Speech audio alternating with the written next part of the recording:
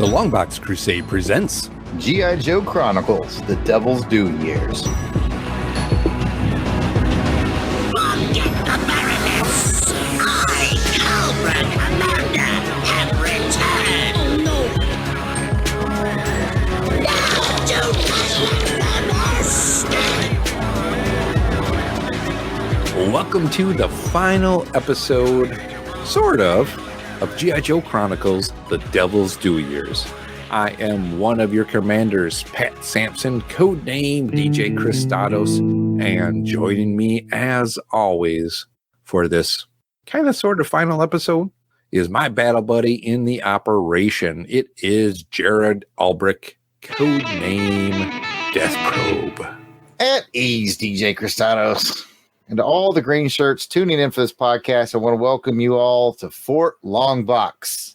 We appreciate you tuning in to talk some of these post-2000 G.I Joe comics with us as we chronicle our way through the Devil's Due run. As we end our chronicle. As we chronicled our way, yes. Through the Devil's Due run. Although, there are more Devil's Due G.I Joe comics to talk about. We'll talk about it later. About it later. But on this episode of G.I Joe Chronicles, DJ Kristatos and I are just DJ Kristatos and I. Once again. But the two of us. Stay tuned, because as we get into the later part of the show, we do have a special guest who's going to join us. We have an interview with someone who holds this run near and dear to his heart. I'm not going to tell you about who it was. I'm not going to make any jokes. I'm not going to josh about it. We're going to keep a lock on it. People again. People are probably clamoring. We got to keep them at bay. Yeah, Josh Bay. Lock. Anyway, we'll see what happens. Let's see if anybody breaks that code. If you do, then you're material. That's right, you're Joe material. We're very crafty here. But without any further shenanigans or tomfoolery, I'm giving it to Pat. Let's get to the intelligence report. All right. Well, for this mission, we will be covering the final issue of G.I. Joe, A Real American Hero, The Devil's Due series. It is issue number 43. Publisher was Devil's Due.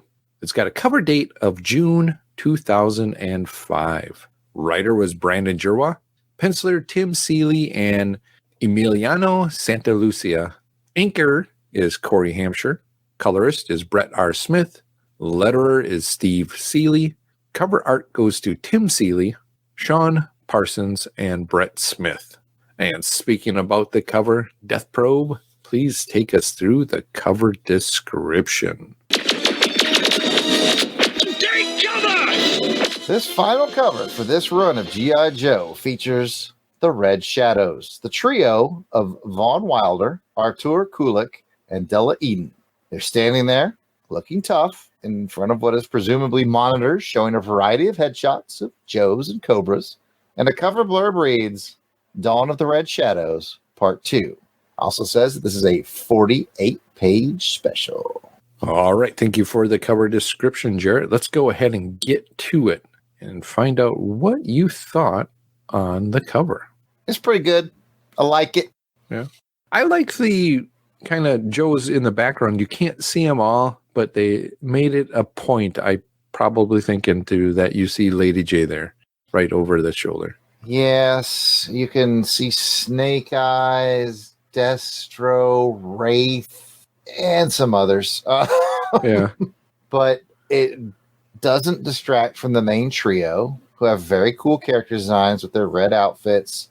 Each one isn't the same. It's not a uniform. They all wear their own style, but they all have the same shade of red. They all look very tough and cool. And, if you're a fan of the Red Shadows, this is going to be the cover for you. Mm-hmm. Definitely. I like their uniforms. I think they're kind of cool looking.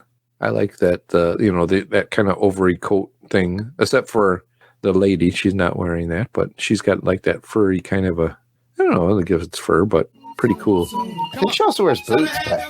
Yeah, she got some boots with the fur. I'm just really hoping that it's synthetic, and not real. True. That is true, Orsted. I'm glad you're looking out that way, too.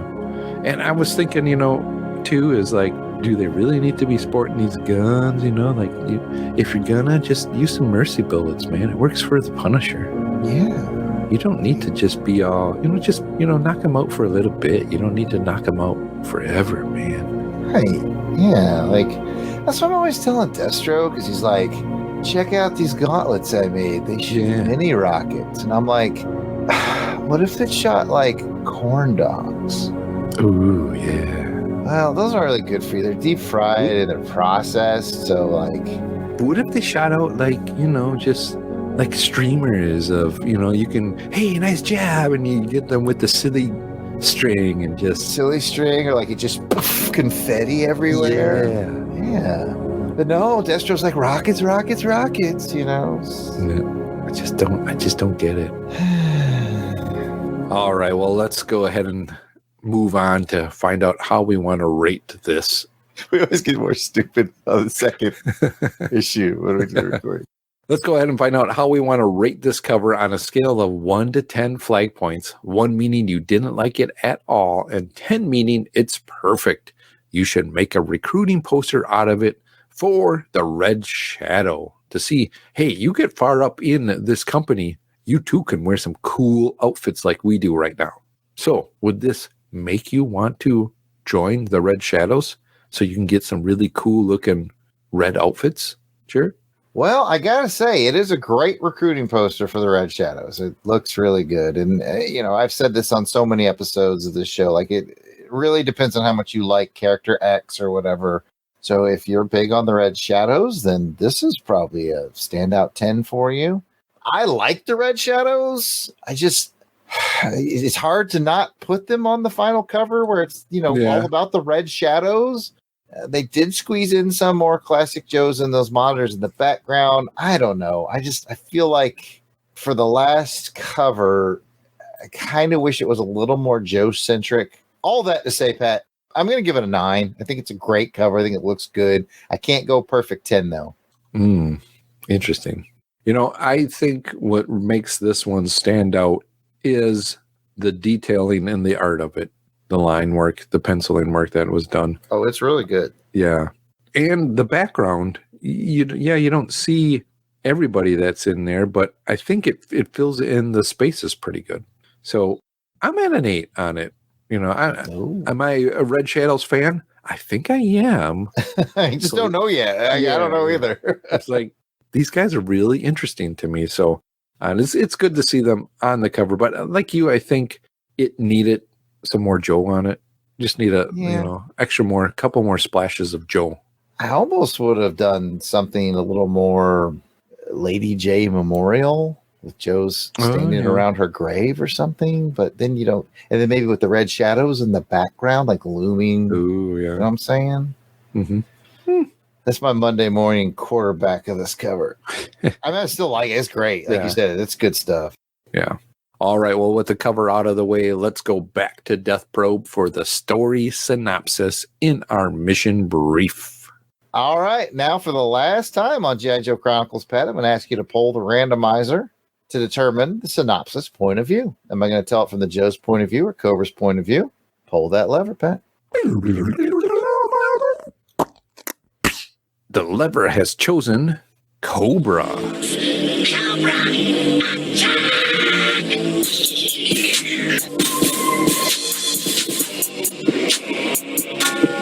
Well, as Cobra, we're pretty much decimated. But those of us who remain do get to watch the sparks fly between the G.I. Joe team and our mutual enemy, the Red Shadows. Our intel has verified that Lady J has been killed, so that's a bit of good news for us. In addition to watching our mutual enemies take each other out, the Red Shadows killed their juggler mole, General Herring, and the Joes figured out that the Red Shadows have been selling arms and armament systems for decades to governments all around the world, and now they intend to use their clandestine access to basically reboot the world. And that's kind of Cobra's job, so we're not really sure who to root for here. But as usual, the Joes saved the day for now because Von Wright escaped from Snake Eyes at the last moment, and the rumor mill says that Cobra Commander just might still be alive. But we also heard the original Joe, General Joe Colton, might also be alive. So there's that. Now, Now back to G.I. Joe. Okay, it's time to get in the highs and lows of the issue, Pat. Let's go. All right. Well, to start us off, again, this is a 48-page, pretty dense issue. Lots of stuff happening here. They broke it up into different chapters again, which I liked. There's so much meat in this story that's happening, and it just continues to pay off about the Red Shadows, where they're from, what they're trying to do now. Why do they want to, not necessarily take over the world, but like you said, they want to change it, right? They just want to. Yeah, they give off like serious Ra's al Ghul vibes from Batman. Like, he doesn't want to destroy the world. He just wants to like clean it up. Yeah, in their mind, clean it up. They're so get rid of the bad, the people who aren't doing things right and that aren't doing it, I guess, their way, really. Yeah. But I like that. I think it's a really different take on what Cobra would do. Cobra was just like, I want to take over the world. I want to rule everything. And so these guys are like, we'll take it over, but subtly. We don't need to be super extreme. Well, I guess they are kind of going to an extreme, but I guess the time is now because they have the right players into play. But yeah, I just liked the continuation of the story, the character moments being built here again, and just how it all played out. I think it very well storytelling on this one. Yeah, so much going on, Pat. I guess I better get into some specifics, or we could just so much here. So I'm going to say my biggest high for the issue for a sort of specific moment would be the swerve that Brandon pulled on us with Flint. They drew him in shadow. They drew him grizzled and angry, and they make you think he's going rogue, and it looks like he is going rogue. And then it all turns out that it was all part of the plan. He's like, no, I ain't go rogue. I just wanted to get you guys' geolocation and broadcast it to my boys. So, yo, Joe, I guess. I thought that was pretty clever because I thought he was going to make some bad mistakes, maybe make things worse, not better. Yeah. Really good, misdirection and really entertaining. Yeah, especially him watching his wife die in his arms, and that it's just. Oh. Yeah, I mean, he's still clearly hurt and angry, but it really, subverted the expectations there where he's not necessarily going rogue. He had a plan, and it was part of the Joe plan. I like the intelligence and the detective gathering that was kind of being done by the team as well, too. They kind of split off in different directions to go uncover some more information because the information they thought they had, got scrambled. And so they had to continue to justify that the Red Shadows exist in order for the government to, kind of support what they were doing, or at least back them up when they try to take these guys down. So I liked how they went about to get it, and that in doing so, the Joe team kind of became stronger together in that aspect of, here's our mission. We really need to do this now. And Hawk's involved. He's just not a player on the side anymore. You see his change from being shot, and you understand how he felt about it. Again, I go back to the storytelling and the character building that was done throughout this arc. Just a great job. Absolutely. And you mentioned the team gelling even further, which is more every issue I am more endeared to, and I like General Ray more and more. And General Ray continues to be very cool here. Really good decision making. Like you said, sending specific people to get specific stuff. So yes, I like General Ray. I like the mission he sent Scarlet on. She got to do sort of like undercover James Bondy thing. Didn't go so well. No, she got out of it, so it was kind of cool. But she got the action too, man. She's doing that two-legged kick and just knocking two guys fools out like they're chumps. Yeah, you got a lot of people forget that she was the team's martial arts instructor, right? So she knows what she's doing. So that was very cool to see. There's lots more to talk about, but I'll let you go. I want to talk about the Red Shadows and them kind of going off on their little missions that they were doing here and there. With Arturo, he let two Joes get away, right? And so he's kind of feeling kind of sad about that. And so I liked that they show some opportunity where there might be some means of breakdown there on the Red Shadows, at least, They're not Where- perfect. they're not infallible. perfect. And then with Della as well, too, getting caught and then being interrogated as well, too. But Red Shadow is still sneaky enough to get her out, and with Herring as well, too, kind of just giving himself up that way. And interesting. Yeah, cool jailbreak scene there. I like how they did the research, like you said, a little detective work. They did the research to discover that the Red Shadows had that enhancement in their spinal column, and how could they use that against them. So that was all very clever. They were able to take that strategy into their final battle, which was fantastic. The final battle was really cool. We get to see Snake Eyes doing Snake Eyesy things, and yeah, the Joes really put together a really good game plan. Once again, General Ray at the center of it. I like that guy. Yeah. Yeah, I like him too. I think you just start to feel more for him. It's like, yeah, I like this guy being around. I want, if he was my boss, I'd be like, hey, cool. Yeah, He knows me. yeah. I'll do what he says. I want to be like him. He's got some leadership skills that are pretty good. I agree. Artwork from Tim and Emiliano, just perfect again, just like last issue. I wonder how much time they actually had to work on these, because basically they both, out of the 4 issues, they both did an issue, 2 issues out of the 4 series. So that's a lot of work to do. And then to make it into 2 big issues back to back. Great job by them. The colors Absolutely. too. I love the colors. I've always loved the coloring in this series. Yeah, this book just looks really, really good. Really good. So for my final high, I'm going to go to the final page. And I'll leave the second to last page for you to talk about, Pat. But the final page is Flint basically saying that he's not doing this anymore. He's given his all. He's lost his wife. He's out. I'll be interested to see how that plays as the new series picks up. Well, he mentioned it as in the other issue that he mentioned to Ray that he was going to give his resignation after this whole thing was kind of figured out. So, kind of kept his word to his wife on that.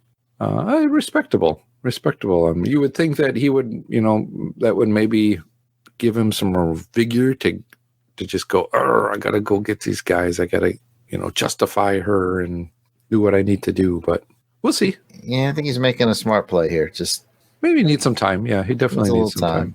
Yeah, definitely. I don't remember much about America's Elite. Where this goes from here. All the rest of this. Yeah. So it's gonna be like reading it new again. I'm really interested. Is from that? Is the Red Shadow in there more? Is Cobra coming back? We see, like you mentioned, the second to last page. You have some information on the news saying that Cobra was kind of disbanded, and they confirmed that they're no longer around. But you see a picture of Cobra Commander, and then you see a guy that's face is bandaged up, and he's telling them to turn that up on the TV so he can hear what it says. Interesting. Oh yeah, that's definitely Cobra Commander. It's got to be. I would think so, but so how is that going to play into it all? Questions. Yeah, the ending of this is really leaves you hungry for more, because while the Joes won the day, the leader of the Red Shadows got away. He got away from Snake Eyes, which is no easy feat.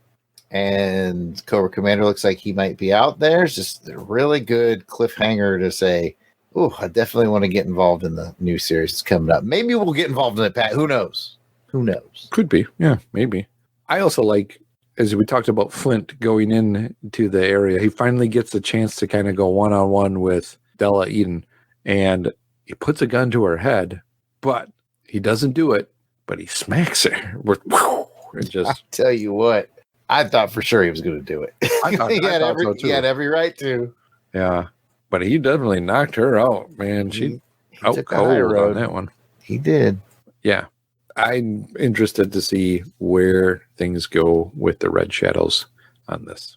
Yeah, I'm wondering if they're going to pop back up again. I guess there's only one way for us to find that out, Pat. But Before we get into that, I want to hand it back to DJ Kristatos for the IG's report on the combat readiness of this issue. All right. For those of you who don't speak military, that means we're going to score this issue story on the same 1 to 10 flag point scale we used earlier. So, Jarrod, final issue of this run of the Devil's Due, issue 43, comes to an end, but also opens up more avenues to go down. How would you rate this 1 to 10? Now, I'm going to admit that there's some sentimentality involved here that we've finished a 4-year journey, but I'm going to give it a 10. Yo, Joe! What a great, big, sweeping story, introducing the Red Shadows, leaving them out there as a credible threat. We got good action with Snake Eyes and Vaughn Wright.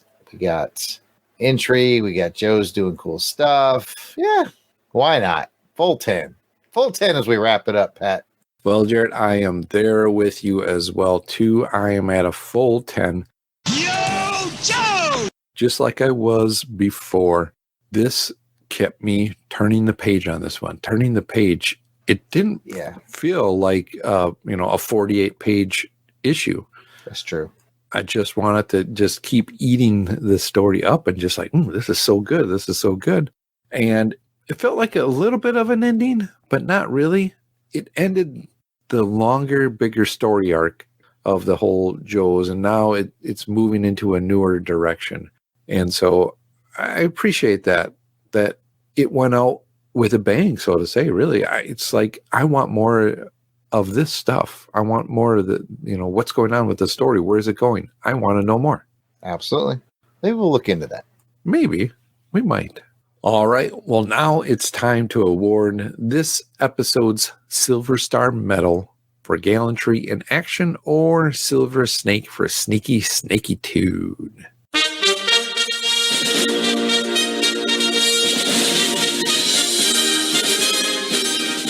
This is where each of us get to award the character in this issue who went above and beyond the call of duty. Jarrod, who is taking the Silver Star or the Silver Snake? Silver Star from my boy Flint, who has been through the ringer, and he still did his job like a pro. He took the high road with Della, which, I don't know if I would have done that, but I'm really feeling for Flint in this one. I've always liked the character. He's been through the ringer, but he seems to be like he's going to make it. I would choose the same one, so I am going to choose a Silver Snake and go with our boy Wilder Vaughn. Wilder Vaughn. Yeah. I'm choosing him because, he's devious. I think he's got a more seriousness than what Cobra Commander does. Cobra Commander is like, he's just wacky, crazy guy. Where Wilder Vaughn, he's calculating stuff. He's checking everything out. Well, Cobra Commander always, we talked about this before, he always loses because the people around him are always backstabbing or whatever, and they don't seem to have that problem in the Red Shadows. No, we didn't see that in any of the story of this at all, that they were backstabbing each other. They were more complimenting each other, either with their skills or just in talking to each other. And with that, I'll hand it back over to Jarrod for his segment of Death Probe's Toy Chest. It's here, the G.I Joe collection, each sold separately. G.I Joe from Hasbro. All right, Pat, as we dig into the toy chest this episode, I'm going to take someone or something featured in this issue and give you a brief toy history on it. And for this issue, I've selected Action Man. This is today's Action Man, watching the armored jeep getting ready for action. Talking commander gives his orders. Give me some cover. The assault copter fires off its rockets in support, right on target. But is the battle over? Only you know. You and Action Man. Now, Action Man wasn't actually featured in this issue. In fact, he was killed off, 7 issues ago or so. Yeah, a few-ish, yeah. But as we talked about on the last episode, the Red Shadows kind of come from the Action Man, Action Force world. And again, we did see him get killed a few issues ago, so I feel it's time to wrap all this up with Action Man. Now, Action Man in a 3 3/4 inch scale, G.I. Joe figure doesn't actually show up until 2004 as part of Series 20, and he came in a Toys R Us exclusive Night Force set. Action Man is an international super agent, as it says on his file card. Everything about him is classified. He's like Snake Eyes. He wears an orange sleeveless shirt, black pants, and gloves. He's got camo paint on him, the Action Man logo on his chest, and the G.I. Joe logo on his pants. Action Man is based on the UK Palatoy version of their original 12-inch figure, and he's also known there as Action Man. He came with a black pistol and a black rifle, and as I mentioned before, he came in that exclusive Night Force set, and you might be wondering, who did he come with? Well, he came with Beachhead, Flint, Roadblock, Short Fuse, and Tunnel Rat. And there are currently 2 versions of the 3 3/4-inch Action Man. Now, Pat, back in 2004, were you fancy enough to go to Toys R Us and pick up the Night Force set so you have Action Man? Well, Jarrod, I'm glad you asked. No, I was not. I'm not as fancy as you. So, and I'm glad you said that, Pat, because I did pick that set up. Yeah, of course. Why wouldn't you have, Mr. Fancy? You know. I didn't know they made him in 3 3/4, so that's pretty cool to see. Yeah. I think that was a neat addition. And I have to think that there may have been some influence. Now, it came out in 2004, right? And that's right about the time, late 2004 is about the time Action Man got killed in this comic. Around that time, yeah. So I just wonder if sort of like Action Man, is it sort of being bandied about in Hasbro because, this new comic is churning, and I don't know. Maybe the two things go hand in hand. I don't know. Maybe. And that is it for Death Probe's Toy Chest. Next up is our feedback segment called Combat Comms. Call it G.I. Joe! Logan Breaker! He can do it! As always, we'll start off Combat Comms with a roster of our battle-hardened Crusader Club veterans. These are the fine folks who have joined our Crusaders Club. They enjoy early access to special Longbox video episodes, free raffle giveaways, voting on show programming, and so much more. So these are the folks reaping the benefits and giving some much appreciated support to the show.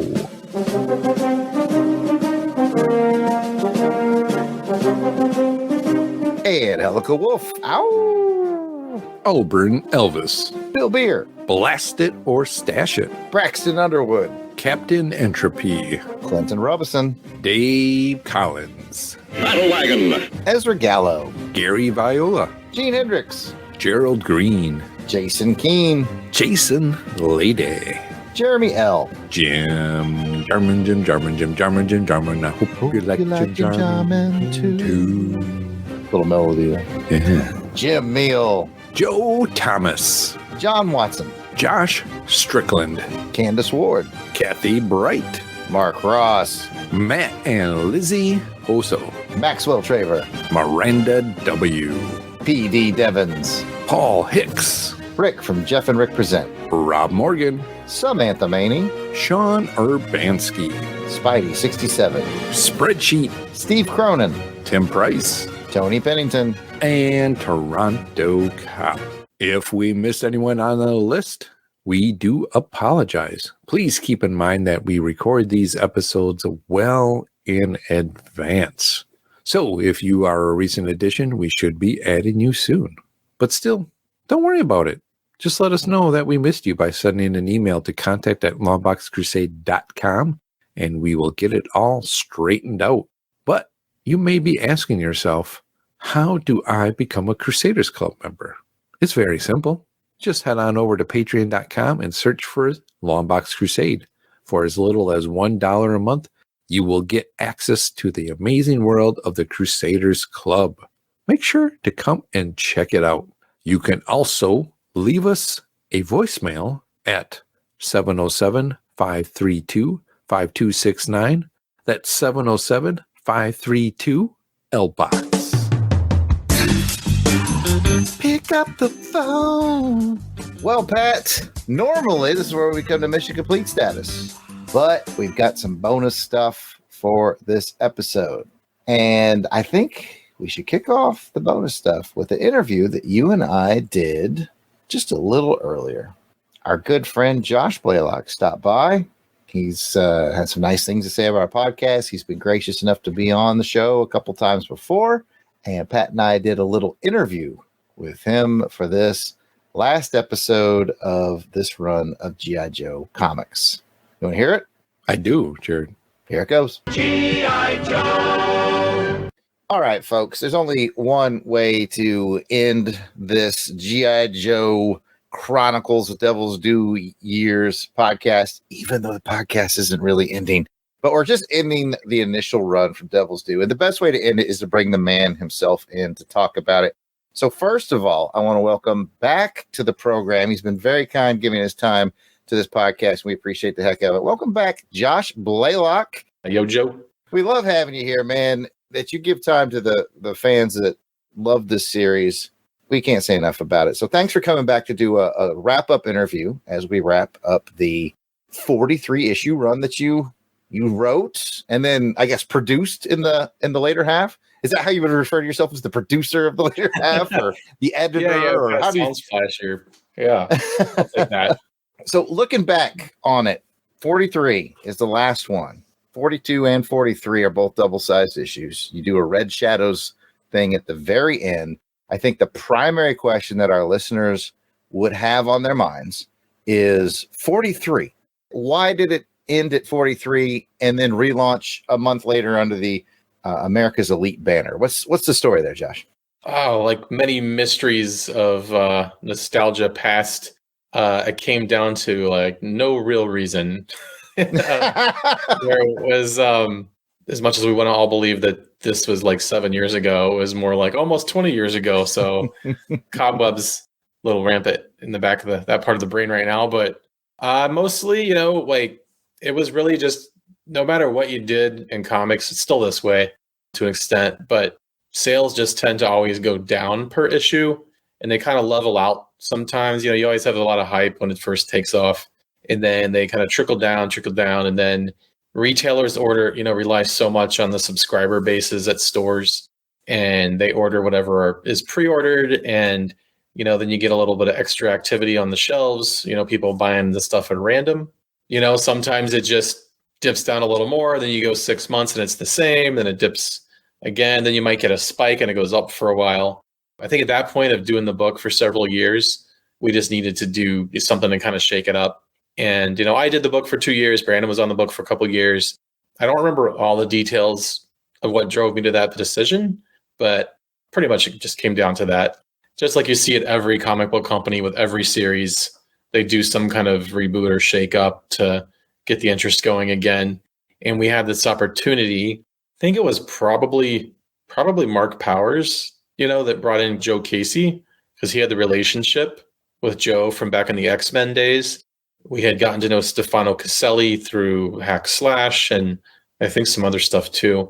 The team was there waiting to happen. So I don't remember the details on what, exactly what we decided or how we went about pulling the trigger. But yeah, that was pretty much it. With that decision to do that, I mean, the last two issues are 4 chapters. They're both, Jarrod mentioned, longer page counts on them.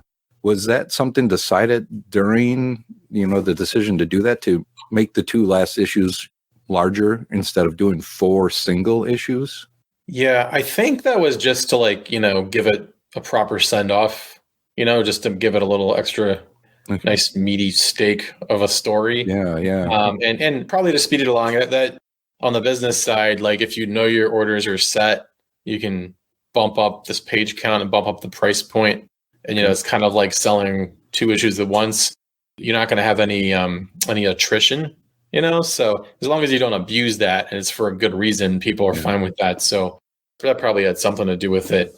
I think, we were also just trying to get, going into getting another writer after this was to bring in someone else who was known for doing lots of other comic books. Like when I started, I was barely known at all. And then when we brought Brandon in from the fan community, well, I mean, he sent a proper professional submission, but he wasn't a known comic writer. He definitely was in the forums and everything. Honestly, man, I think that to this day, it's one of the challenges G.I. Joe has, is it's not a book you can just pull anybody into just because they're a hot comic book writer. I think the same goes for some of the issues with screenplays or whatever. You got to have someone that knows the brand. Yeah. There's all these intricacies about it. unless they're just going to do a total revamp, like completely throw out references to almost everything. And then you can bring a new writer in who doesn't know the history. But with Joe, that just has never worked. But it was like we needed to shake up, had the opportunity at the right time to bring in, popular comic writer known for doing team books. It was the right time. And I had the built-in relationship with them. And that's why we kicked it off with the America's Elite. So it's really, at the end of the day, marketing and economics decision. And what a great time to relaunch, like you said, if you've got a new penciler and a new known writer.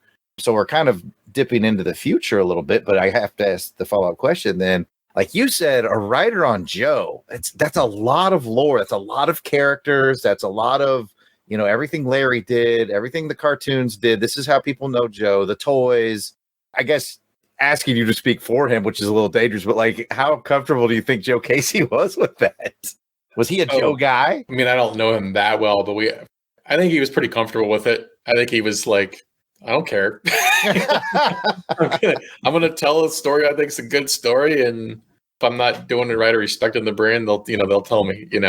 I might have had some pressure from Hasbro that I just might be forgetting. Like, it would make sense because we did have a lot of I'm not specifically remembering that instance, but always there was an aura of like pressure. Like I've talked about this before, kind of like no matter what we did, it wasn't good enough, So we might have had pressure to like keep the series like in the spotlight. I mean, I think I was just checking the numbers before the interview here. We were selling around 20,000 copies a month, which by now, today's standards, that's like fantastic for a lot of books still. But having gone from like, hundreds of thousands or 100,000 and then done to 50,000. And then over the course of 4 or 5 years, getting into 20, and it was time to do something to shake her up. That makes total sense. Yeah, it's interesting. We appreciate you giving us this inside look. Going back to 43, and then I know Pat's going to want a follow-up question on this, I can tell. But going back to 43, 42 and 43, and a little bit of lead up, the Red Shadows. What an obscure piece of G.I. Joe history. Was that your idea, Brandon? The two of you cooked it up?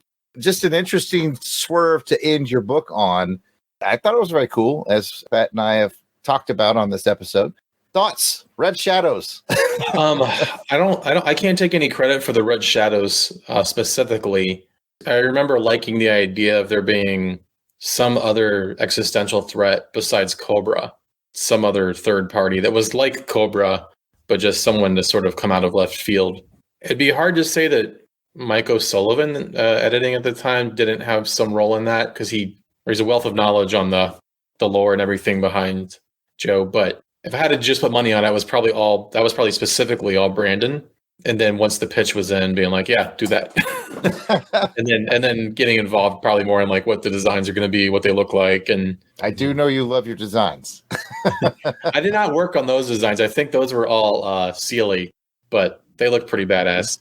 Definitely. Yeah, definitely. At this time, things for Devil's Due, you had probably a lot of other, I'll just call them balls or just different stuff going on. At this time, you took on other properties that were out there as well, too. So how busy were you at this time when this was winding down and moving into the next one? Oh, I was insanely busy. I was like writing multiple series a month and managing the whole publishing company, a dozen employees and interns and 40 or 50 contractors. And had a side business that was, doing the creative services and toy design and art and illustrations for different companies, and still going to the gym and stuff, and then also finding time to have a life, plus going to conventions. So yeah, I was running a 6-cylinder car on 13 cylinders or something. I don't know. Right around this time is when a Ratchet Showdown came out. That was 100-something page story, so I had written that. So I'd been working on that. And then there was, a couple Joe stories after that, so I'd kind of jump back in and write stories. Sure. And just picking the characters I wanted to play with, Yeah. And I think when we were around then, we were at least 1% of like the whole comic book market, at the time. So we always had like, I don't know, 10, 15 books in the top 300. It's impressive. One other question. You mentioned toy stuff and all that too. How did you feel about when you started seeing toys, figures from the series coming out? I mean, it was cool at the time. Like we were getting a lot of work working with Hasbro, like getting paid to do package art and things like that. I'd started a side company for that. And we were doing like a trading card game art. There was a G.I Joe trading card game that came out with something like, I don't know, like 100 different illustrations. And we handled all that. Wow. So that was just good, like income, you know?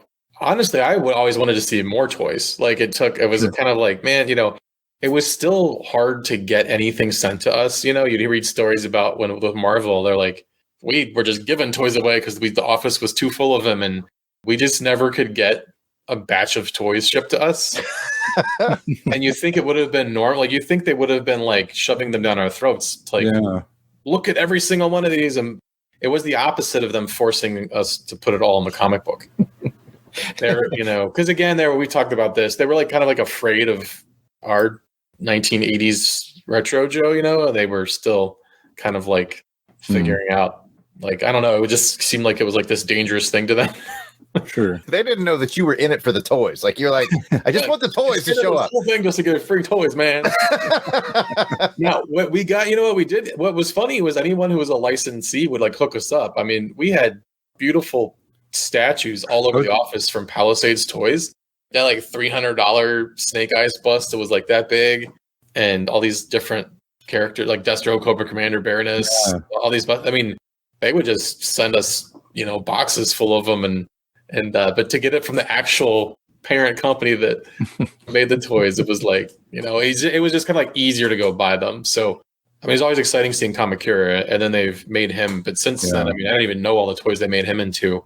I think it was like 14 different Kamakuras out there now. I'm still a little salty about not receiving the classified one. That one, just because it's so cool. Like it was always surprising to see how many years later, after we were long gone, you know, I was no longer associated with the brand, that these toys would come out. So that's always weird. It's like flattering. Yeah. But it's always just a little bit like, oh, cool. Can I have one? You know, it's just that kind of thing. They're like, no Kamakura for you.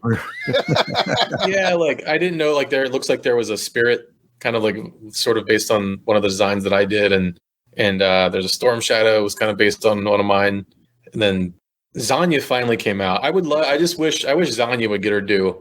She had one toy that came in the pack. You had to buy all of the Dreadnoks with it, and she was a little thin.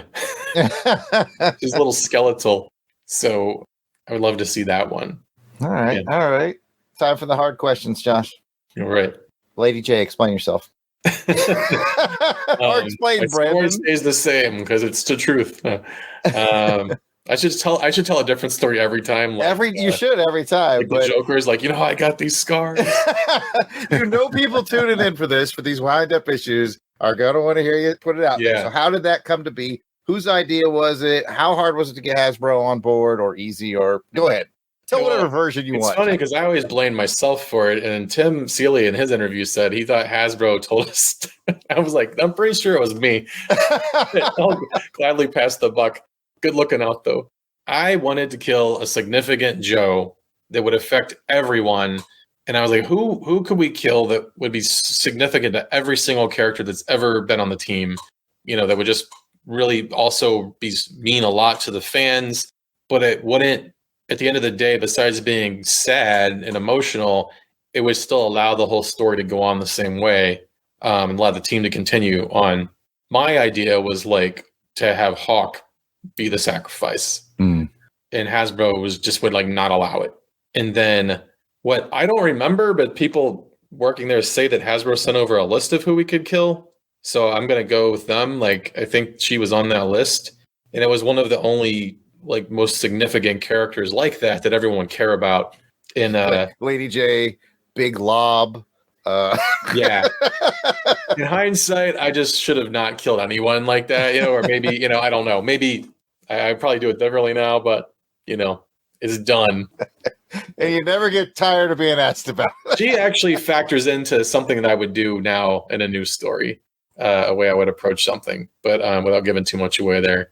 But more than killing her off, I regret that we didn't we were packing so much into those issues. I wish I was keeping a closer eye on it and would have said, hey, because everyone was so busy. I wish I was able to had seen more and stepped in. Like, we need to let this scene breathe more. You know, whether we need to add a couple pages to the budget or we need to, you know, change the story somewhat. It was pretty fast. It was like, oh, wait a minute, what? Did she die? You know, that's what I honestly think people were even more upset about. You know, I got to tell you, being the guy who read these when they were new on the shelf, and then going back, I hadn't read them since when we did this podcast. It was one of those things where I think it happened so fast, like you said, it was abrupt. I think it almost pays off for me because I was thinking, I was like, did they kill AJ in this series? I couldn't really remember. I was like, I feel like they did. I guess because it did happen so fast, it didn't really burn in the brain as much. But yeah, I am a fan of like shows that have the kill off characters like rather suddenly. Mm-hmm. Like obviously Game of Thrones pushed that as far as they could, but like shows like The Wire would take out a character that had been part of the series forever, and it was very hyper realistic in how quick and fast it would happen. And it's like, well, yeah, they're gone. And then it was about the processing it later, you know. But I can't say that we did that intentionally with that issue. Like, I think it was more about everyone being busy and trying to pack so much into those issues. Brandon probably wrote it with the intention that it would be stretched out longer, so I don't want to single him out on that. I think it was probably just collectively like the whole comic process, you know? That makes total sense. Being a combat veteran, it has a ring of authenticity to it. I've been to Iraq. You have those intense moments and you lose people and you do mourn them later. You can't mourn them in the moment because then they'll just be more to mourn. You know, it's unfortunate. Yeah. But at the very least, it added an air of authenticity for someone who's been in that circumstance. So you can take that one. You and Brandon can take that one and be like, yeah, it's military authentic. That's what I'm going to start to say in all the interviews from now on. Yeah. So Josh, overall, the whole series, do you have any favorite memories doing this? Man, I mean, it changed my life. I'd been publishing comics for years before that, and it uplifted me into the industry, while at the same time, I got like this awesome, super, you know, rewarding, also terrifying, you know, opportunity to bring it back in what I felt was the right way. And I wasn't sure how many people would have known how to do it the right way. For all my shortcomings, you know, being, you know, pretty kind of green, I got the opportunity to do it and not f it up. And it would have been really easy to make any number of missteps that sent through the whole thing off the rails. And that went from like, this sounds totally like self-aggrandizing and not very great, but like, yeah, just kind of like being proud of having pulled that off. Sure. And absolutely. Juggling all of the other things besides just trying to make a damn comic book, all of the corporate politics and all of the people not understanding the brand, their own brand sometimes, and plus keeping the books on schedule and all that. So just sort of really like getting the validation that like, yeah, I know what I'm doing. But like, as far as the run goes, again, just sort of like the sheer like odds of like, what are the odds that I was able to get that license, and just appreciating that. But just getting to play with the toys that I grew up with, you know? Mm-hmm. Yeah. Getting to help be part of them, go to the next step, you know, to live on for another 20 years. Yeah, definitely. You can definitely tell, you know, as a Joe fan from a kid as well, getting to this series and going through it now and talking about it with Jarrod and all the other guests that we've had on, there is always a love for the property, a love for the characters, you know, a love for what came before, both in the comics and the cartoon. I mean, there was stuff we saw were thrown in that is just like kind of a good meld together, and it definitely showed in this. So I just appreciate you for what you did, and you know, you kept the Joe spirit, you know, that torch going. Thank you. It was so many things. That's why it's hard to answer, because it's like the favorite part of it was different aspects of like creatively just writing the stories or working on the designs or whatever is like the honor of getting to play with those toys and getting to usher it. But then it was like being part of an entire movement of like, you know, the whole 80s retro being kicked off, and then just sort of like being able to rock it up in the comic book industry. And suddenly everyone knows who you are, and getting the opportunity to go to all these conventions and meet to this day, like most of the significant relationships I have that weren't already existing before that, they all came from this era, you know. So I mean, I'm working with Paul Jenkins on something right now, and we definitely like met originally because he, you know, when he worked on some of those G.I. Joe books, just being able to, yeah, I don't know. Like I said, my short answers, you know, changed my life. So Sure, definitely. In that way too, has it given you opportunity to meet some of your artist comic heroes like that? You know, any cool stories from that opportunity that you got to do, or is there still somebody you still want to meet and talk to? Oh yeah, it gave me the opportunity to meet everybody, and we used it as an opportunity to get to work with all the people, you know, that we wanted to. So obviously, like Larry, and you know, that was more like very like peeling back an onion. Like every time you would meet him, you'd realize more and more how all these other influence he had on things that you grew up with or were into that you didn't realize the first time. And yeah, I mean, at this point, I'm just so grateful to Larry didn't tell me to go myself when I first called him, you know, like I've just learned more and more how he's actually kind of dialed back and modest when he talks about his contributions to Joe. Because like, it sounds like from day one, I mean, if it wasn't for him and Jim Shooter and Marvel, and not just Archie Goodwin and the Cobra story where Archie Goodwin came up with Cobra, if it wasn't for them, Hasbro wouldn't have even made him into like a team, like an action force, like a unified team with this mission purpose and all that. So getting to meet him, getting to meet and work with so many of the cover artists we were able to bring in, to J. Scott Campbell, Mike Zeck was a thrill, Francis Manipul, like all these artists that were newer back then that now are like, you know, huge deals in the industry.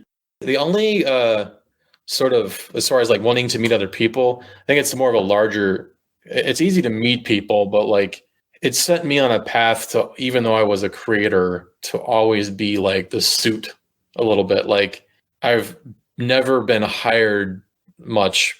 Honestly, I'm doing more hired work now than I ever have from different companies. I've always been like writing my own stuff that I've published and like sort of elevated as a self-publisher and become more and more of like, then you become a full-on publisher. You just happen to be writing a lot of books within your own company. I never had the opportunity to build some of those relationships just working as a creator, working under another publisher with some, you know, at the top of the field. And that's just sort of like, to do that, you know, I've still got to work almost as if I'm like starting out again, or I just would have had to have started doing that a long time ago. So like being a writer, working with like really top name artists, you know, or even being more of an illustrator, working with some top name writers. I just haven't done much of that because I was always, you know, this was the path. Yeah. This put me on a certain path. That's awesome stuff, man. It must feel good too. I don't know if you've noticed this, Josh, but I think it's thanks to me and Pat, and that's sarcasm a little bit, but there's been a resurgence lately of people going back to your run. And I think it has a lot to do with people, some hardcore Joe fans kind of poo-pooed this when it came out. Oh, it's not Larry Hama. It's not Marvel. It's that run. Disavowed run now, I guess, is what they call it. Everybody that Pat and I have convinced to come back and check it out has been like, this is incredible. And I think there's a buzz building around it in the Joe community, because I think this is something that people maybe passed on. But I'm telling you, every few weeks, when I mentioned it on Twitter or something, someone always asks, is this on Comixology? How do I get a hold of this? There's a hunger for it that's coming back. And I just think that's awesome. It stands the test of time, Josh. You wrote a full, 43 issue, wrote and produced a 43 issue arc that it stands the test of time, and it's bringing in new people. That's just a compliment to you. There's no real question there. It's just, it's an amazing job that you and your team did. Man. Thank you. It still stands up. It does, 100%. Thanks. Oh, my pleasure. Pat and I have gone through each and every one of these. Every episode, we score the story of the book on a 1 to 10. And I don't think we've ever had anything. I was about to say anything lower than a 7, but I don't know if I've even gone as low as a 7. They might be 8s, 9s, and 10s all the way through. Yeah. And I'm so grateful for you guys doing this, because it's weird to hear that there was some poo-pooing, because, well, anytime you work on a brand, like half the people are telling you you're a genius, half the people telling you like you're a piece of crap, like you've ruined their childhood. Do Star Trek, do Star Wars, do X-Men, do anything, like you're gonna have that. So like you'll get like, my kid used to look up to you. It was so successful at the time, I mean, nothing can go on forever. So, but like what's I've kind of realized in hindsight is after time lapsed, once we no longer had the license, I mean, we did pick up that Marvel continuity and we kept it going, and we were the first people that got to bring it back, make it a little more edgy and modern, we weren't allowed to go as full tilt, as we wanted to. But we told 7 years worth of stories, a lot, not just one series either. I mean, a lot of books. And then, so by the time, IDW got it, they were and pretty much now I know, thanks to this guy, Michael Kelly, came in, and they fired the old guy that was there when we were there. Michael, he understood the brand, and he knew how to go talk to the higher ups and explain why it's okay to have some more violent stories, serious stories, action stories, and you can still do kid stuff. And he got them to understand that.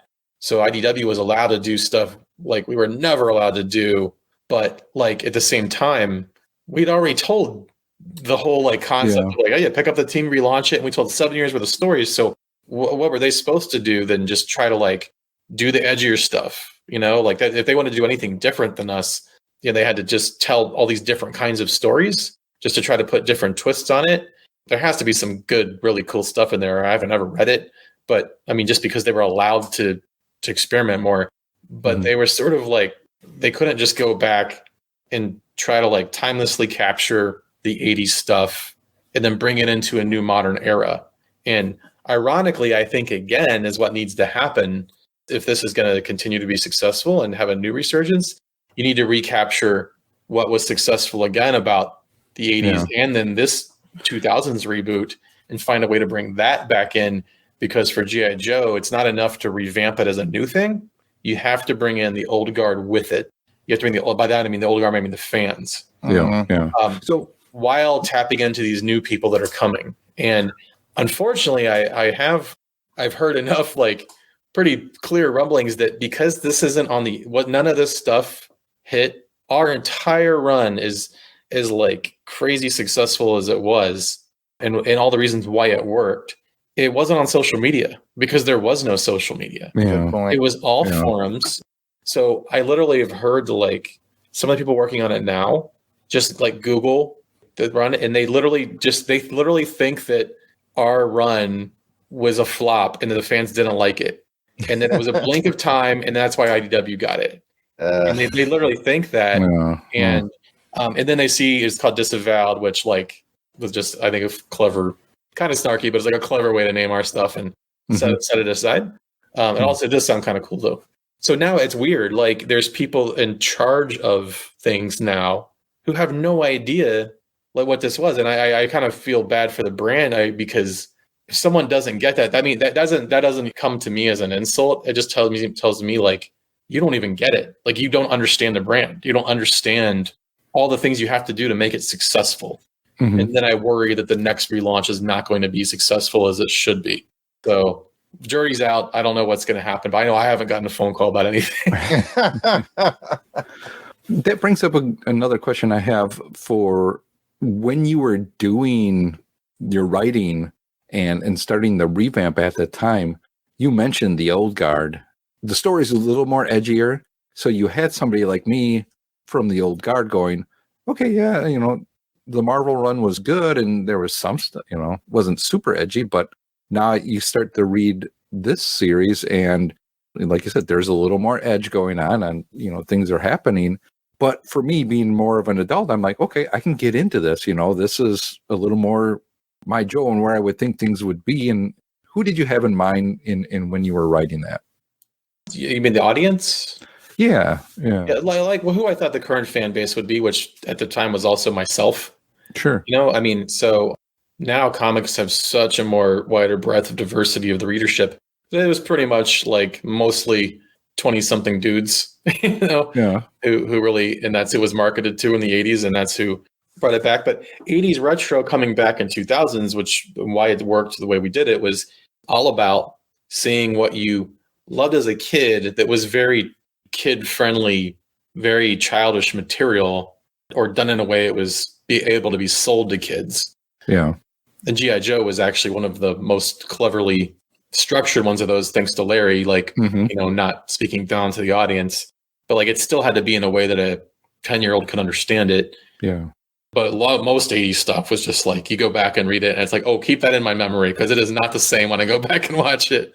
So the 80s retro was about bringing it back more badass. Like just to generalize it, like Yeah. just make it PG-13 instead of Yeah. PG. Yeah. And bring in the modern coloring, the modern art style, some edgier stories, and just do that because that's what you got you excited. Like, yeah, they're back. Oh man, and this is how I always really wanted to see them. What you're really doing, as I've had time to think about it now, I think what we're really doing is taking the member berries, Mhm. taking what you remember and think that it was when you were a kid, and drawing that now. Yeah. This more like quote unquote badass representation is what you think you remember when it's not at all. You go back and look in the old cartoons, Thundercats, He-Man, whatever, it's corny as hell, you know?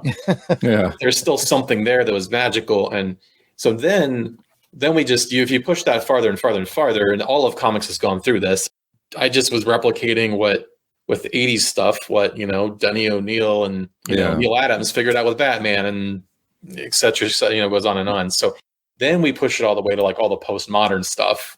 And when comics just got like super serious, and this gets into a big wider like comic book fiction like eras, you know, you had Grant Morrison coming in and Warren Ellis and all these people doing the Ultimates and all that stuff. And then the characters got more and more grounded, and this is when it all moved into like overlap with all the movies coming out, and it worked right for the movies to be grounded too because they had to work with, I don't know, just a whole other podcast. Sure. Yeah. Now, so when IDW kind of did that, like just because they were allowed to, like they were able to push it and do more serious stuff. Now it's kind of fun, like now that the mainstream audiences have come in and they've all gone on those journeys, they've already gone through like the serious Marvel movies and this a little bit sillier Marvel movies all the way to like, now we can do Taika Waititi, crazy Marvel stuff.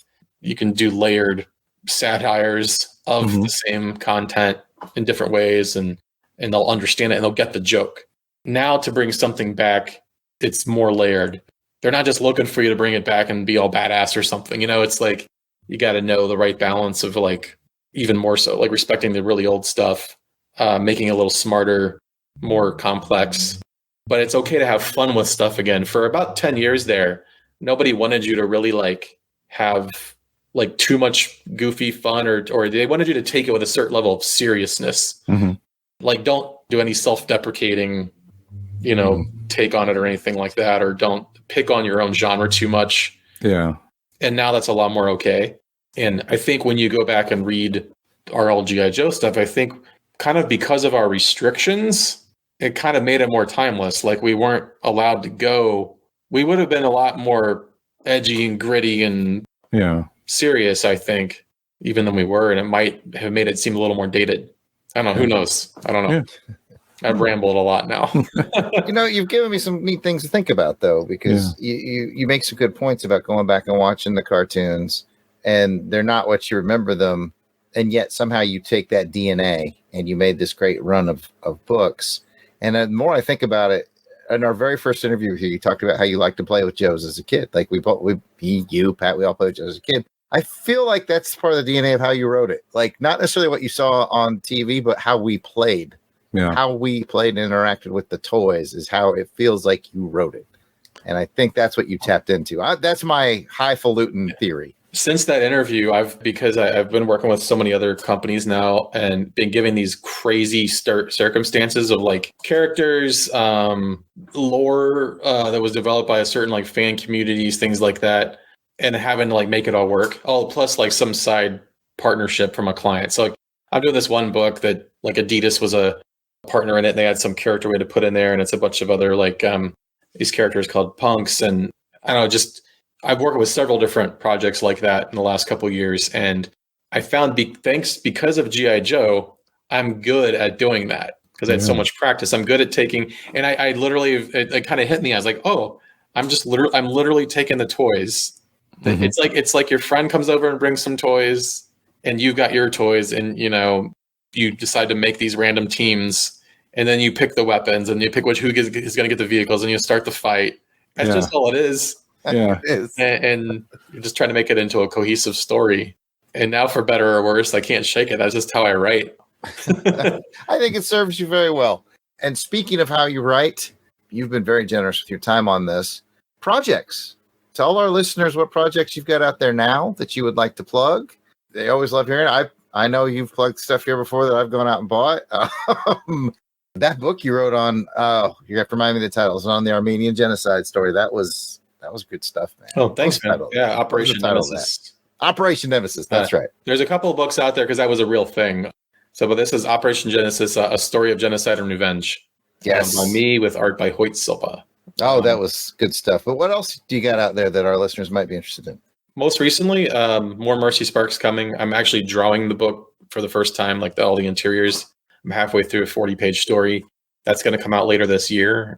I've not got a lot of content out because I've been working with a lot of other companies, sort of disappeared into the Web3 gaming IP world.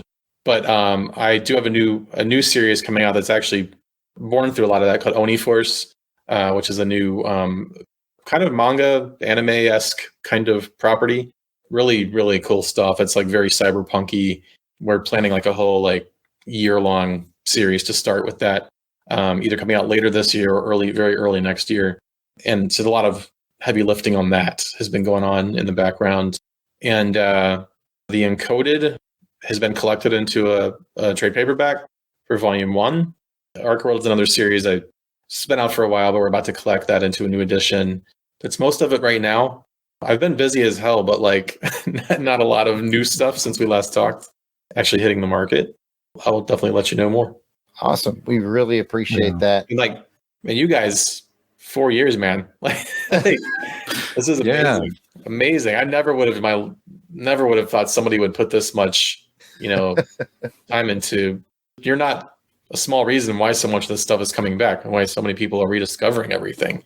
We like to think we're doing our part. We're getting it on the internet so the world knows it existed, and then it's becomes this like treasure trove they can go dig for and find.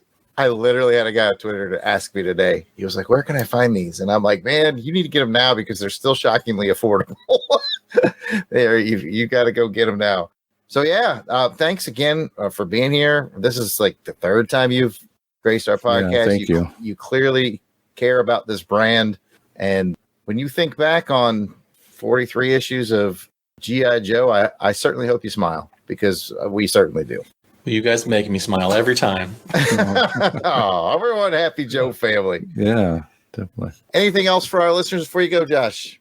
Follow me on Instagram, Blaylock Comics, Facebook's Blaylock Comics, Twitter, just Josh Blaylock. Check us out at devilsdustudios.com. And Yo Joe. Yo Joe. Thanks, Josh. Yeah, thank you, Josh. G.I. Joe! All right. Thank you again to Josh Blaylock, who's taken several hours out of his life to talk to us. And wow, what a nice guy. Super great guy. Yeah, Just can't say enough about fun Josh. talking with him. Yeah, he's supportive, friendly. Hopefully we asked the questions that you guys would have had. I thought personally, Pat, I thought it was fascinating that like you and I kind of been talking behind the scenes, like 43, what a weird number. Why did they end it there? We suspected maybe they ran out of the rights to the real American hero and they had to change the brand, because of the nope. It's just, comics take a lull and you got to get the excitement factor back up. So do a little rebooting a little bit. And as we talked about, the excitement factor is up at the end of this storyline. Yeah, so definitely. That really helped. Yeah, definitely. So I really do appreciate Josh taking the time to talk with us. It's just, I never would have thought we'd be talking to Josh Blaylock about the series and him rebooting it all, and just what a great guy, and just taking the time to talk to us. So anybody out there, please make sure you go out and look up the stuff that Josh is doing now and just give him some love and support. Absolutely. He's putting the time in for the show. If you like this run of G.I. Joe, definitely check out his other stuff. He makes so much different stuff. It's crazy, but go check it out. Pat, we also put out onto social media. We said, hey, if you want to be part of this, we're going to read all the comments as we wrap up this arc with people's thoughts. And we actually got a fair amount of comments back. So we should do our listeners the service of checking on those comments. So let's get cracking on those. Well, I will start us off with our battle buddy, Jim, the Joe Junkie Meal. And Jim says, a great relaunch that both moved the G.I. Joe story forward and respected what had come before. Totally agree, Jim. As the story continued, you could tell that the creative teams were fans of the material. As a result, some memorable storylines and character moments were created. Oh, you just totally said everything I would say. 100%. 100% agree with him. Next up, we've got Matt Puoso. Still not sure if we're pronouncing that right, but you'll let us know, Matt. He said, this is likely next on my long box listen. Well, Matt, you picked a great time to jump on board G.I. Joe Chronicles because, man, there are 43 episodes just waiting for you. You got a lot of good listening ahead of you. I'm going to go back and listen to it myself. I wonder which one is the first appearance of Orsted.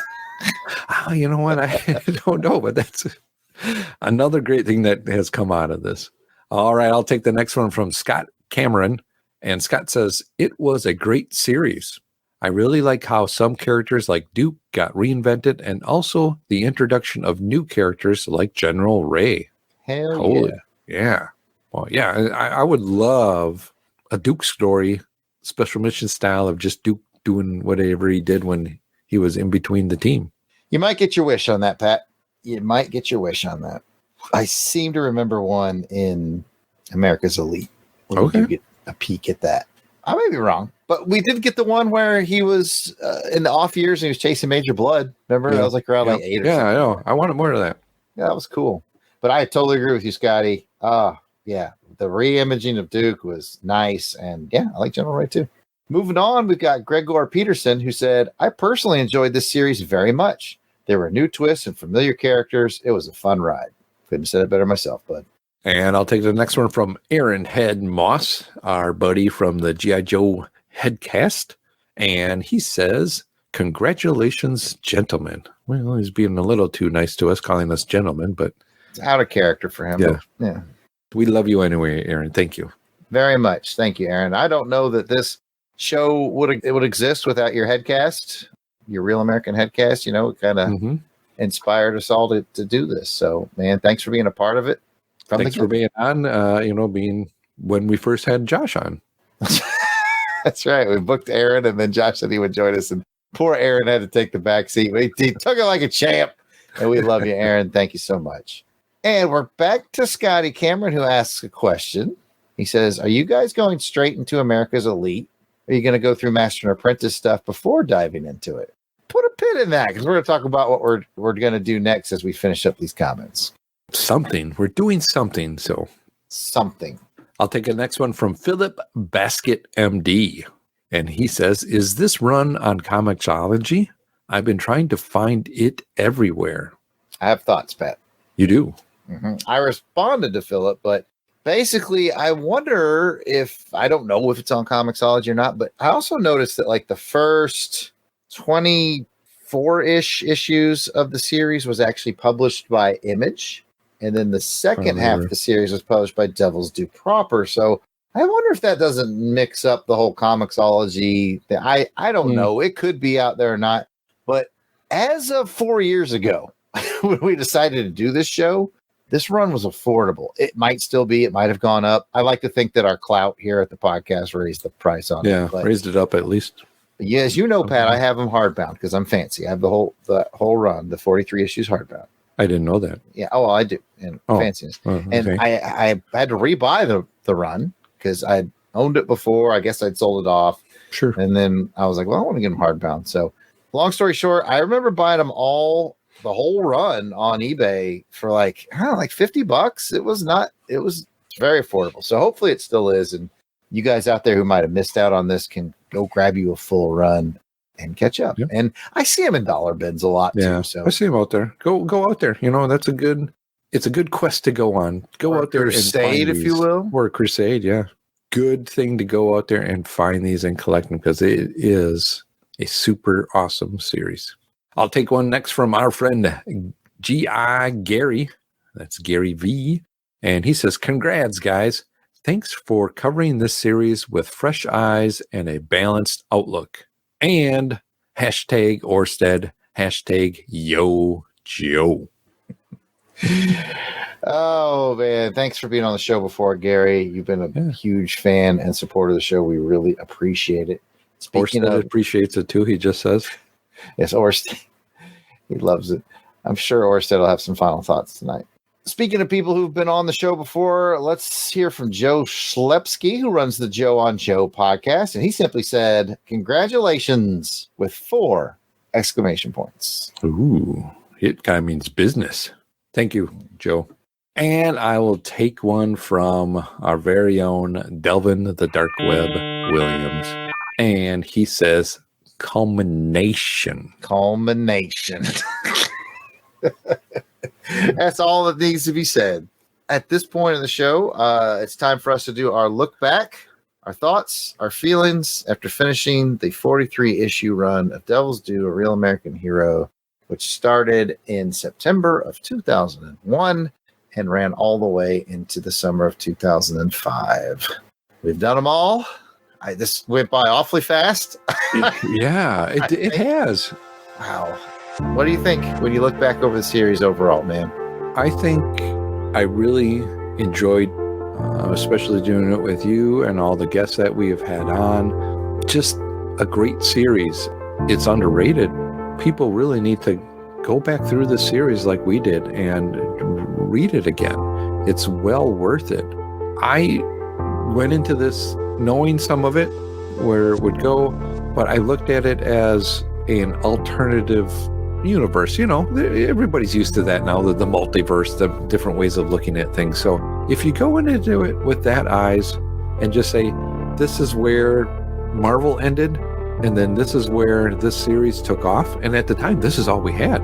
You know, you didn't have the second run from Larry himself. So I really enjoyed going back this way, and just the love and the care that Josh did and the artist Brandon did. They really enjoyed and loved G.I. Joe. So you can tell it because it meant a lot to me to read it. Yeah, looking back, Pat, same. All the guests that we had on, the fact that this series stood the test of time tremendously. It was so much fun to do it from both of us, having read it back in the day, but not having read it since back in the day. You know, it was a bit fresh. We both remembered that we liked it. Yeah. And that was it, you know, and then it was like, is it going to hold up? And it did. It really did. I don't think I rated a single issue lower than a 7, maybe an 8. I don't know if I ever hit a 7. Like, this is a solid run. If you're a Joe fan, read this run. If you're listening to this podcast, you probably do. So let me rephrase that. If you're a Joe fan who read this run and you know it's solid, you know that Joe fan friend of yours who's always like, oh, if it's not Larry, it's crap, you know, maybe get a bug in his ear and be like, hey, check this out. It holds up. It is good. And while you're at it, tell them, I know a podcast you can listen to go along with each individual episode. And we'll be here to chat about it. My other favorite thing, looking back on it, just a couple anecdotes spring to mind. One is my brother, Jason the Weasel Skull. He loves G.I. Joe just as much as we do. And he was just always like behind the scenes, like clamoring to get on episodes. He's like, I bought a whole bundle of these comics so I could be on these episodes. Right. And then we had him on a few. And then we hit him up again. And he was like, oh, that's where my bundle runs out. He was like, he had up to like issue maybe 30 or something like that. Yeah. So he was all over it until his bundle ran out. But that was kind of funny to Boy the Weasel Skull. I'm sure we'll be seeing him around here some more. Getting Delvin on was great because, you know, Delvin doesn't know a lot about G.I. Joe, but fair play, and I think he enjoyed it. Yeah. And I don't want to, I'm just going to talk about the Longbox guys. I don't want to do a whole list of the guests that we've had on because I'll forget somebody. And just all the guests I think that we've had on, really do appreciate, you know, them coming and joining us, talking Joe, sharing their love of Joe. Yeah, definitely. Just to have the guests on, I really enjoy it and getting, you know, another perspective from somebody on it.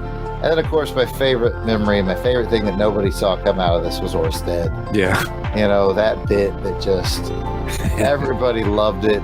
I don't know anybody that didn't like the Orsted bit. If you didn't like it, then God bless you for not saying anything about it. But and then my top bit on top of that bit, or my top moment on top of the Orsted bit, has got to be the episode that we realized much later after we invented the character that Orsted is not Destro spelled backwards. Like we thought it was. We thought, we're smart. Yeah. It's supposed to be Orsted, Orsted. but we've been saying it wrong the whole time, so we just stuck with it. Technically, it's supposed to be that, but his parents spelt it wrong on the birth certificate. So that's just what it An was. anagram. Yeah, that's just the way it was. Oh man, I just love the fact that we legitimately, like Pat and I, had two grown men had a serious conversation about, should we change it to Orsted or should we stay with Orsted? We were like, screw it. I was losing sleep too. I was like, oh, I'm dying. Oh man. So yeah, that was the gem that came out of this. Yeah. And speaking of the gems that came out of this, there might be some more gems in the future on the show. That would be totally outrageous. Not that I'm talking about Jim the Joe Junkie. Might be more from him as we go forward. Speaking of which, Pat, let's talk about what we're doing going forward. What are we doing going forward, Jarrod? Pat, I'm glad you asked. As some of you know, we changed the way we record things a little while ago, a few episodes ago. We record 2 episodes now back to back. So if you're listening to this. This is 43.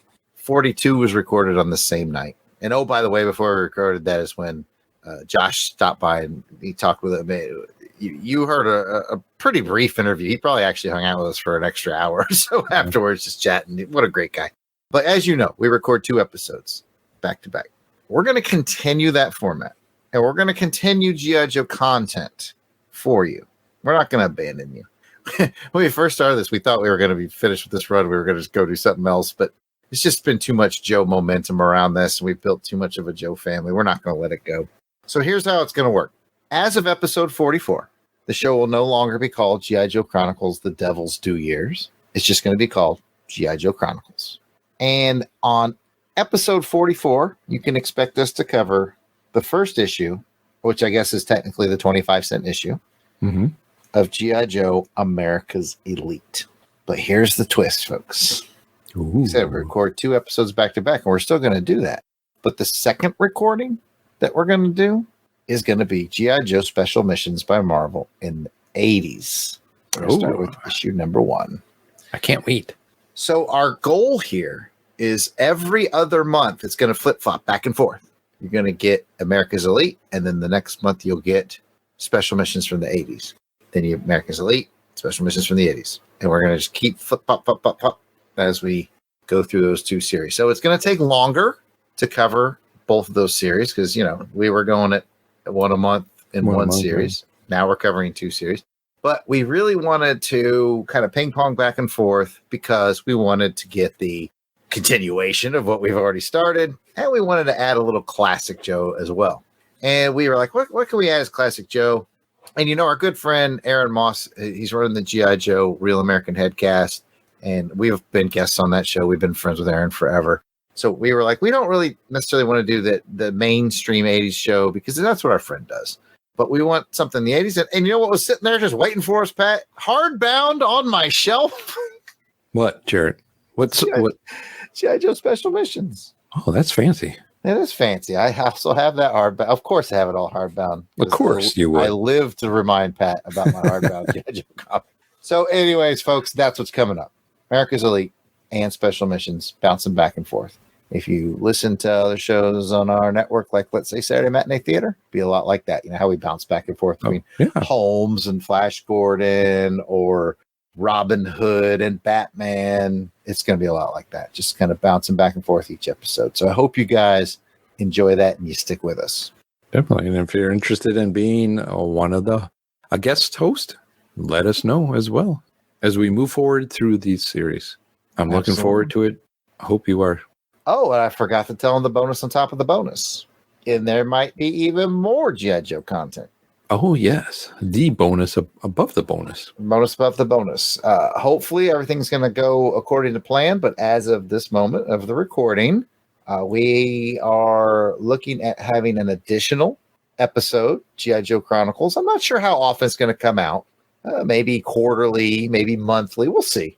But our good friend Jim Meal, Jim the Joe Junkie, looks like he's going to be joining the network and providing some additional content on all kinds of stuff, G.I. Joe, like all kinds of stuff, like all the crazy little things.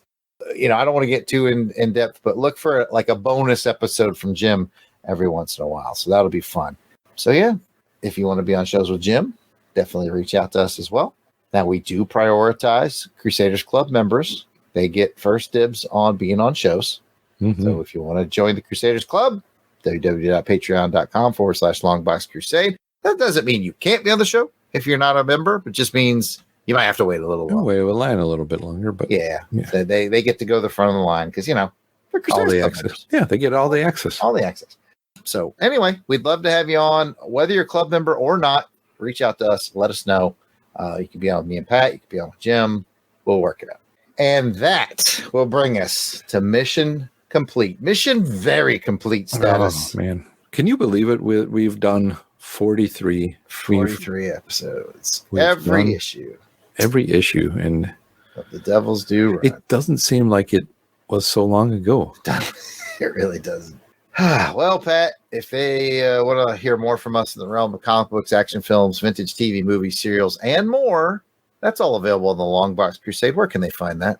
Well, Jarrod, I am glad you asked. You can find that on Apple Podcasts, Google Podcasts, and all the other podcasting places out there. Or you can just go to www.longboxcrusade.com. We're also on Twitter, Facebook, Instagram, and YouTube, all at Longbox Crusade. Back to you, Jarrod. Awesome. And if you'd like to chat with us personally and find us online, we can be found at, thank you, Pat. Thank you, Jarrod. I can be found at Kristatos01 on the Twitter. Jarrod, where can you be found? I am at Yard Sale Artist, Twitter, Facebook, Instagram. It's all at Yard Sale Artist. You can check out my artwares at www.theyardsaleartist.com. Thank you again for joining us for this final episode of G.I. Joe Chronicles, The Devil's Due Years. Although G.I. Joe Chronicles will continue to move forward. We will see you on the battlefield next time as we begin our new coverage of G.I. Joe, America's Elite. And then after that, special missions. Until then, platoon, fall out. Go, go, go.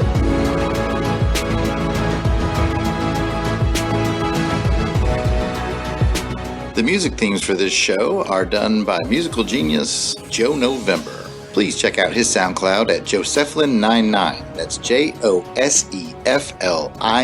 99. You will not regret it.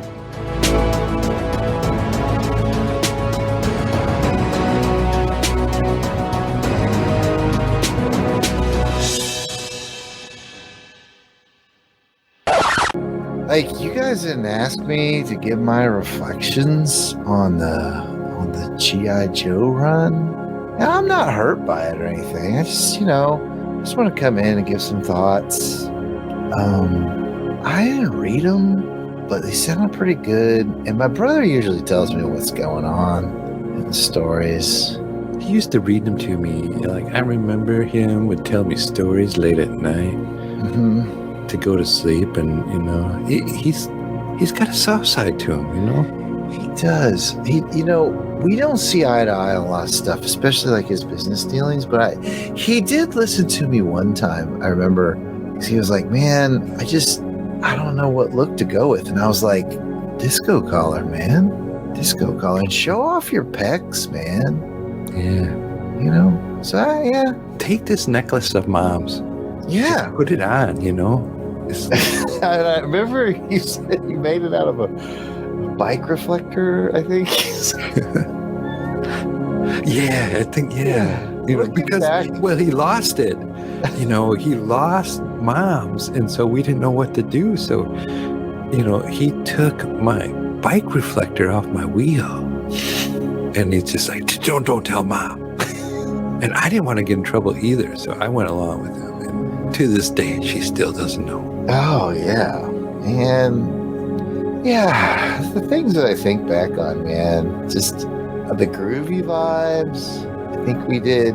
I helped the Weasel Skull with his hydroponic setup. I remember that. Like, the secret ingredient was love. And he saw that coming, which was weird, but yeah, man. And I remember when Delvin Cox was on the show. That was cool. Yeah. I can't, man, I can't wait to talk some more with you guys. And, I'm looking forward to something special is coming, I don't know what special is, but I can't wait. It's going to be sweet, man. I wonder if I can get on that show. Like, I'll be a regular host, like Jim the Joe Junkie. Like, if he would let me be his co-host, like, full time, this Jim would be like, hey, let's talk about the G.I Joe yo-yo that you could buy that came out in 1984. And then I'd be like, yeah. I love it. That's good content. All right, we got I think I'm just going to take that whole ramble and like slowly figure it out Yeah, just all the way out.